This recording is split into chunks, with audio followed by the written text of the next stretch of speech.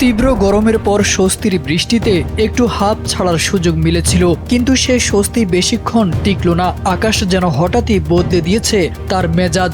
মুষলধারে বৃষ্টির সঙ্গে শুরু হয়েছে এক ধরনের অস্থিরতা।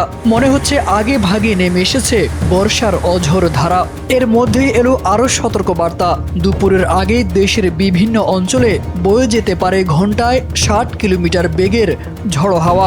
আবহাওয়া অফিস জানিয়েছে শুধু বৃষ্টি নয়, সঙ্গে থাকতে পারে দমকা হাওয়া আর বজ্রপাতের ঝুঁকিও।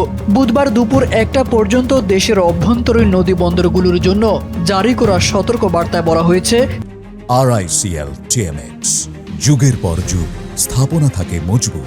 রংপুর থেকে সিলেট, রাজশাহী থেকে চট্টগ্রাম, প্রায় অর্ধেক দেশ জুড়েই বইতে পারে পশ্চিম বা উত্তর পশ্চিম দিক থেকে আসা ঝড়ো হাওয়া। বাতাসের গতিবেগ থাকতে পারে ঘন্টায় 45 থেকে 60 কিলোমিটার।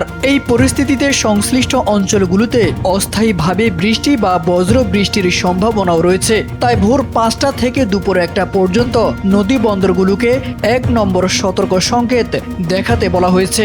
স্বস্তির বৃষ্টি তাই এখন রূপ নিয়েছে নতুন ভোগান্তির আশঙ্কায়। প্রকৃতি যেন আবারও জানিয়ে দিচ্ছে তার মেজাজ বদলাতে সময় লাগে না।